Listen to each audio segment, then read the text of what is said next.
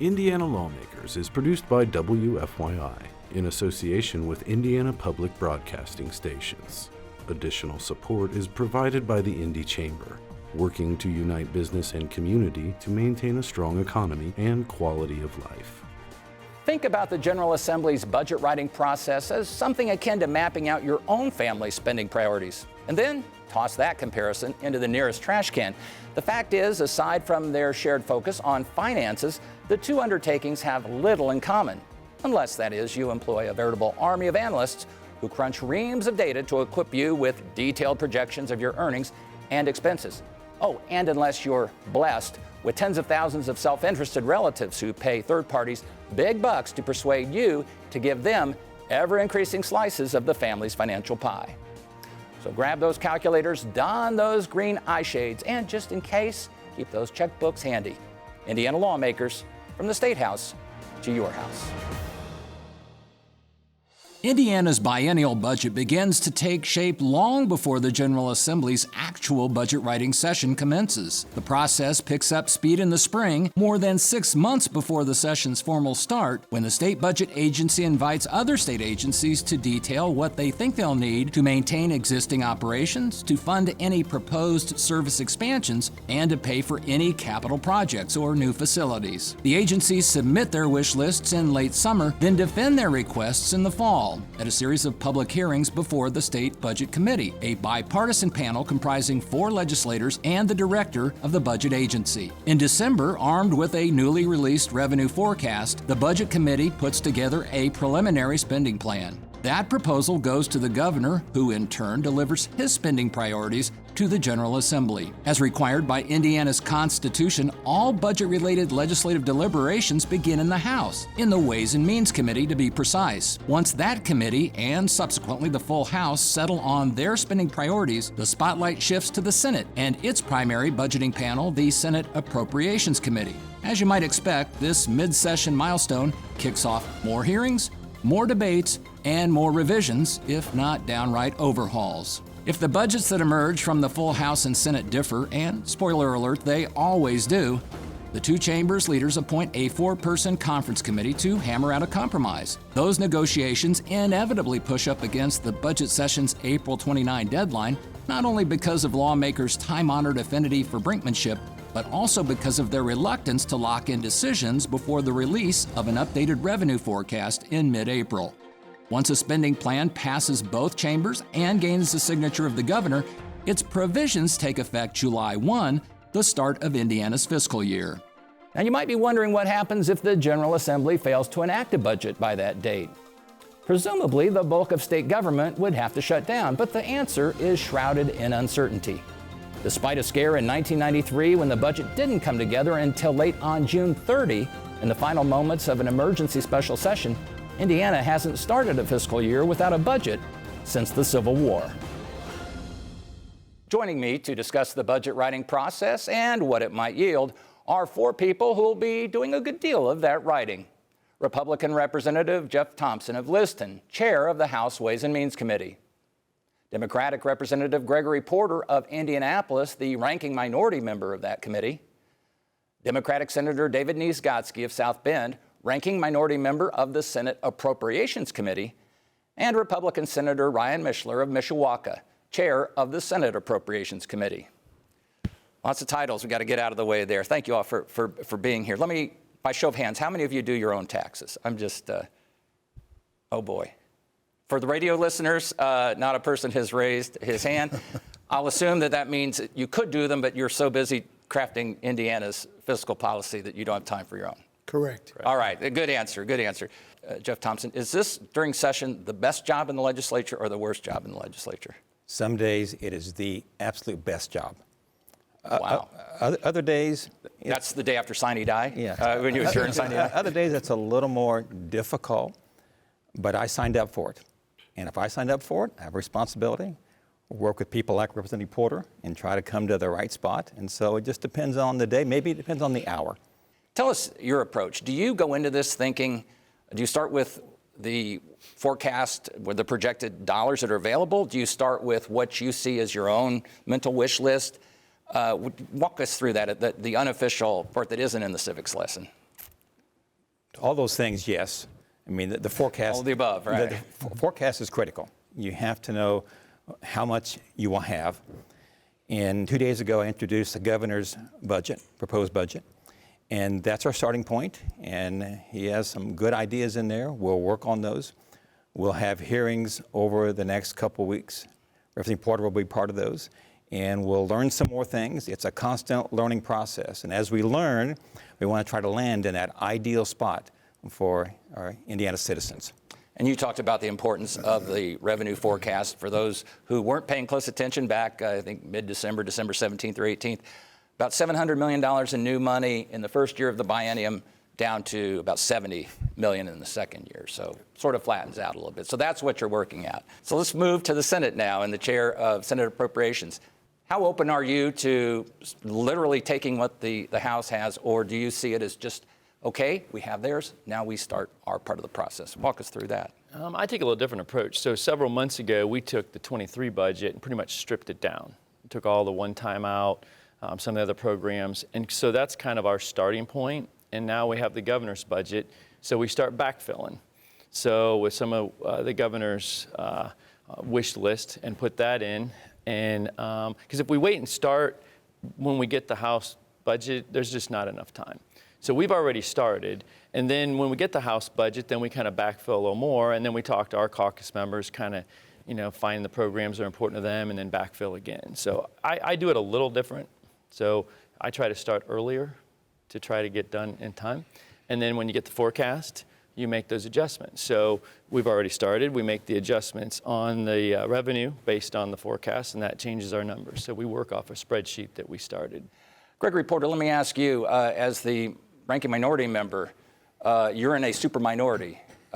Even if you walked out of the committee and you walked off the floor, as some of your predecessors did, to prevent there being a quorum, doesn't work anymore. They could pass the budget. So when you go into this budget process, or do you just defensive posture from the get-go? I know you have a wish list, but does that just go out the window from day one? Well, no, I meet with the chairman. We talk about issues. I have my own blueprint as a Democrat caucus, what we would like to see and the programs that are there within the programs, for the upcoming budget. I think we have our wish list. We meet, we discuss, we analyze what we can happen. But I think one thing that's important, you referred to the April forecast a couple of times. We as a caucus, we would like to see a March forecast. Because I think over the years, you get a forecast, and then 4 days later, 3 days later, then you come up with the budget, depending on those dollars. And I think there's more dialogue if we have a March forecast and see where we are for the next biennium. Probably not going to happen this session, but that's something you'd like to see happen. Well, I guess some would say there are monthly. Anything's possible. We're going to keep saying it. We're going to keep encouraging that. So hopefully that'll happen. And I'm quite sure. There are always some preliminary numbers every month. Yeah, you have monthly numbers. We have monthly Medicaid revenue, now even revenue forecast. So you kind of know what was matriculating toward those dollars. But I think when you have the big, sheet and says this is what we have and et cetera. Well, the forecasting tends to bring everybody together. At least you agree on the rules of the board game, I guess, at that point, more to sort of the parameters through which you can negotiate. So yeah, right. And we also look at those capital projects that may be there. And I've said this before on the House floor. In the first go around of Mr. Ryan, he laughed at me when I said the bite of the budget apple, the 4 bites, and that's my little thing. I say, there'll be some things, there'll be items in the final budget that we never have really discussed. Depends on what is occurring within the state at that time. And I saw that in that same context, you like Fuji apples. And I should also point out, have you ever seen Snow White? The apple, sometimes the bite of the apple is not a good thing. I understand. Go back and look at some Disney movies, maybe. I don't know. But not in this case. These are nice folks. But David Niezgodski, same question. You're in a super minority. You're outnumbered 40-10. You go into this in a defensive posture? Same question that I asked Gregory Porter. I think I go into it, I look at it as a realistic posture. Truly, since my early days in local government, I've always said that once you're elected to serve all the people. So I try to look at it just straight down the middle. I'm not naive. I know that politics exists all around us, but at the same time, I think that the things that we are trying to accomplish, they may be different the way we view them, but in the end, we're all trying to do the right thing to help Hoosiers back home, trying to help them, trying to help their families succeed, making sure that we have the kids are safe in their schools, making sure public safety is well funded. I think those are things that we can all agree on. So I don't look at it from a defensive posture. Sometimes it's not so easy when someone tells you no, but at the same time, well, then you pick up and you look at something that you can do, and those are the things I try to look for. And that's something we should point out. There is a lot of agreement. It's the disagreements that get the attention, but certainly there is a lot of agreement. And I heard you, Jeff Thompson, mention Gregory Porter twice in the span of about a minute. How important is it for you to, even though you don't have to listen to the other side, how important is it to have input and their involvement in this budget process? Well, just in general, it's philosophical. The people in Representative Porter's district elected him, and that's about 1% of our state population. I should respect that. I don't have to agree, and we'll try to find those places we can find in common.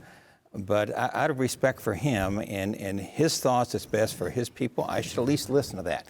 And to not do that, to me, is disrespecting those voters. And so I want to do that. Yes, in the end, I know that I'll probably end up with more things my way than his, but at least I should have respect for him to do that and to state his opinion. And theoretically, he represents, I don't know, down to the very person, but basically the same number of people Yes, he does. you do. I Yes, mean, he that's does. the way these lines that's are right. drawn. Same approach you take, Senator Mishler? Yeah, I mean, we all represent different areas with different ideas. I used to deal with Senator Melton when he was the ranking member, remember, and people in Gary had much different ideas than people in Bremen or Warsaw. But again, like Jeff said, they're elected to represent those people, so their voice is just important. But I will say it's ironic now with Senator Niezgodski, we're from the same area, from the same county. And so we talk all the time.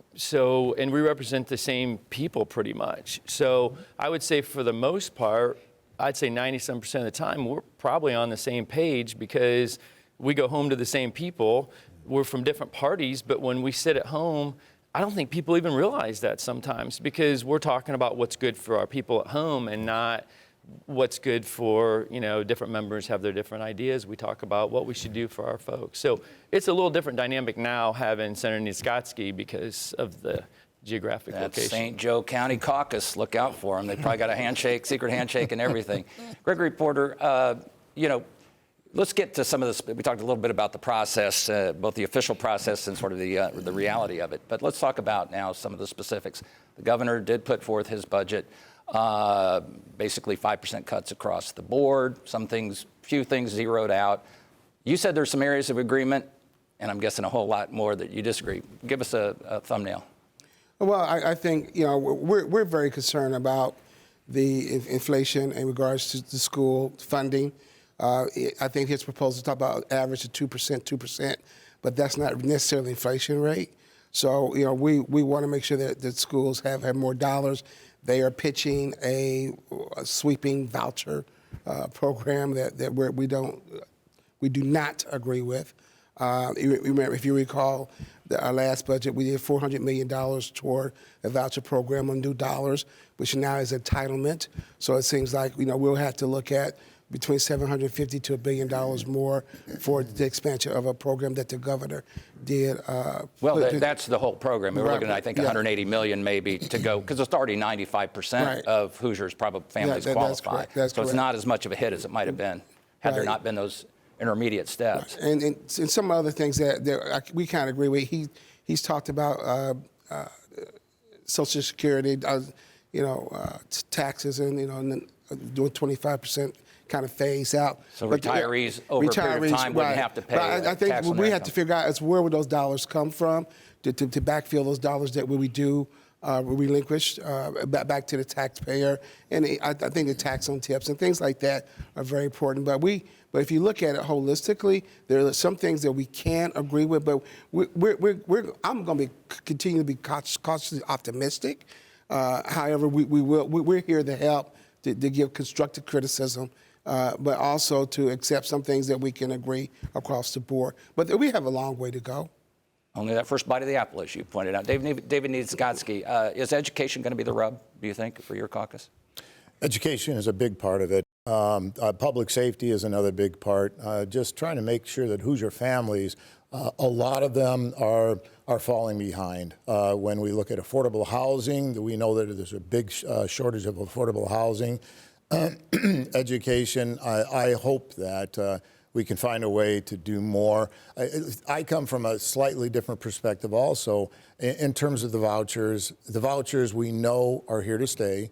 And that what I want to see is if we're going to have a program that is going to be trying to do better by your kids, I want to be able to see that transparency. I want to know the schools that are failing. And if they're failing, then we need to do something else because that's a lot of dollars going to those particular schools. I want to just shut down a school, but I want them to succeed the very same as I want to see our public schools succeed. So the need is great, and the burden upon us to try to take care of that need is even greater. So I too will be cautiously optimistic that we're going to find a way to do what's right by Hoosier families. Well, it does sound as if the vouchers will become universal. The governor wants it, the majority caucuses want it, which begs the question, I think, Ryan Mishler, last year you got some eyebrows raised when you talked about it's time to just dispense with a little fund for scholarships, or as they're called here, voucher scholarship, this much. Let's just once and for all say dollars follow, stick the money figuratively in the kid's backpack and send them off.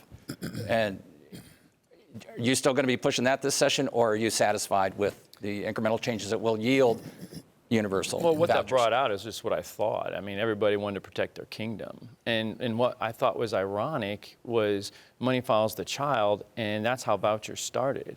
But it was the vouchers that gave me the most pushback on the flexibility for the money follow the child, because they felt that they would lose the most if we opened it up. And I said, well, that's kind of funny because that's how you got started, because with public schools they said the same thing, but we allowed that to happen. So I was a little disappointed in some of the pushback, because all I really did was say I'm going to do what we say we do, and money actually follow the child, and found out that that's not really what people wanted. Mm-hmm. Jeff Thompson, where is this going to end up? I mean, I think everybody agrees universal vouchers are, if there's a safe prediction, that's it. Probably true. And then funding. The governor wants to see more money for teacher salaries. Have a minimum level, I think, of $45,000, up from $40,000, and wants to see, as one of you mentioned, the 2% increase in base tuition support, K through 12 in each year of the biennium. Is that palatable to you and your caucus? And of course, you can anticipate my next question, which will be about the impact of property taxes on schools. So feel free to take all that and run with it. I think the 2% is probably in a reasonable spot in terms of our total revenue we have right now. And what we do on property taxes and how it affects schools, those are all intertwined. And so those two ideas you really can't separate in your mind. So they'll be separate bills most likely. But you have to think, at least initially, and think of the two of them together and what it does at the local level. But right now, in terms of the type of money follows the child, the largest is public to public. It still is. Where in the rural parts of the state, that's what it basically is, public to public, and some cases significant. Parents vote with their feet, so to speak, and where they send in their children. I think that's the right way to do it. Ready to give up on the voucher fight, Gregory Porter? Absolutely not. We're going to continue the conversation. I mean, yes, we're in a minority. However, I think it's important that we continue that conversation. I mean, we have 90% of the students, go to public institutions here. Used to be 95%. Right. Used to say it will be 85%, yeah, I guess. That's right. And so, plus, as you well know, there's some other legislation floating around there that's detrimental to some urban schools, and so we're going to continue. You do like the teacher raises idea, though? But we've been talking about $60,000. So I mean, he said it's $45,000 from 40 to 45, and we've been talking about average, $60,000. You like it, but it doesn't go far enough in your estimation. No, not for those individuals who continue to help mold our children and work hard. And David Niezgodski, this notion of, property taxes really will tell the tale here, and that's something the governor campaigned on. He talked about, rolling back perhaps to pre-COVID levels or capping, any number of, there are all sorts of solutions, and in fact, we've seen some of that start to gel now. Problem, of course, is, as you all know, property tax dollars, you may decide how much you're going to collect, but they all go to local government. And I've seen some of the numbers, as you have, that show an impact of upwards of $1 billion in each year of the biennium on local government. Schools alone, I think about $500 million impact. In certain schools, hurting more than others. Is that tenable, do you think, for your caucus? Well, again, we're at the very beginning. We saw the governor's budget just last week. I think there's probably a good chance there are many things that are going to change in the governor's budget. Of course, the governor's probably going to work hard to see that budget come through, but that's one area where I think that we're going to have some more work. Residential property owners are crying out for property tax relief, but if you reduce one area like agricultural taxes, then you're causing the residential and the business taxes to go up. So I don't, what the true mechanism to lower people's property taxes is going to cause a much greater burden on our local governments. I think that they will, it would be good if we give them some form of tools that they can work with to accommodate the loss, but at the same time, they're not going to be very happy with us that we've said, well, we're not going to do this, so we're going to, now it's your turn. So, it's a much larger pie we're looking at, and that's one area that I would think is a good chance we'll see some changes than exactly how the governor has proposed. Well, one of the tools that you've equipped them with, and you just mentioned the term tools, was the referendum route, that schools, they had the ability to go and ask their voters to say, hey, we need this new building, we need the new gym, the new library, or we need this additional operating expenses. They're part of the property tax, sort of the attempt to rein in property taxes, Ryan Mishler, is to, for instance, I don't want to say they'd be hamstrung school districts, but they might not have as much latitude. For instance, they might be able to have those votes only in general election years when more people are watching and ostensibly more people can have a say in the process. Can you have your cake and eat it too, as the cliche goes on property taxes? First of all, I'd say the system works. The system we have, the assessed value system works because property values are going up, so assessed values are going to go up. The problem is just because your assessed value goes up doesn't mean your property taxes have to go up. And here's where the catch is when the property taxes the assessed values go up, the locals don't adjust their rate. So they have a lot more revenue coming in. They could easily adjust the rate and still have a little bit of increased revenue, keep the property taxes low, and everybody would be fine. We wouldn't be hearing from the people we're hearing from of it's because they don't adjust that rate. So I have a little different thought process that it does work, but it all has to do with that rate. Now, as far as the referendum back in 2007 when we did the property tax caps, the referendum was the tool for some of the locals to bring back some of the lost revenue that they were getting from the caps. So we don't want to take that away from them. But the argument is when you have it, sometimes communities have it even in a local election year when the turnout's really low. So I think the argument is... And sometimes that's by design, strategic, right? Yeah. Strategic, yeah. So I think the thought process is by moving it to the general election, when you have the largest turnout, more people would have a say. So I've been supportive of moving them to the general election. I think you still have the referendum, but I think it's more of an accurate display of how people would, the ability to vote for it. Jeff Thompson, can homeowners breathe easy? Can farmers? Because again, you push the balloon here and it kind of tends to pop out somewhere else. One person's relief is another person's burden, I guess you could say, when it comes to property taxes. We're going to look at short-term, I call short-term fixes, if you will, that will help out homeowners in the short term. But there'll also be a long-term look. And the biggest issue, in my opinion, is when a local unit today, not all now, but for lots of taxpayers, when you lower the rate, the people pay no less. You raise the rate, they pay no more. And that causes some really interesting behavior that occurs by local units. I found nobody yet disagrees with this statement. When the rate is lower, the taxpayer should pay less. You raise the rate, they should pay more. And so we could now talk for a couple of hours on all the inside underneath why that's happening. And then the calls on the local income tax, they're all intertwined. But we don't have 2 hours, I don't think, at least. Oh, well, let's go ahead. Let's just clear it out, and let's. I think you should do your own taxes when you've got a command of the finances like that. You know, another big wild card, Gregory Porter, and this is Medicaid funding. It's the fastest growing part of the budget, kind of nibbling away. It used to be more than 50% of the budget was K through 12 education. Now, largely because of Medicaid, it's 47%. I don't know who's to say what it'll be. How does that problem get fixed this session? We've been talking about this situation for a number of years now. I think the gentleman to my right has a bill that was going to attempt to address our Medicaid. It's reality, but if we can't build a budget on the back of the most vulnerable, and I understand Medicaid may be, it is on the rise. However, I think we can, those individuals as children, the most vulnerable, seniors, etc. We need to make sure that they have good health care and have the services they need. I understand that it is on the rise. I mean, but there's sometimes that we have to have some real robust conversations and some meaningful outliers out there to take care of citizens. And I just hope that the Senate, where this is started, will send it over and we can really have some real conversations. It is important. Well, you mentioned Ryan Mishler, the man of the hour on this issue, the governor's spending proposal. Give us a quick 20-second down and dirty on what you want to see happen. I think I made people nervous when I used the word scared last time. So I'll just say for the last few years, this has caused a lot of heartburn for me.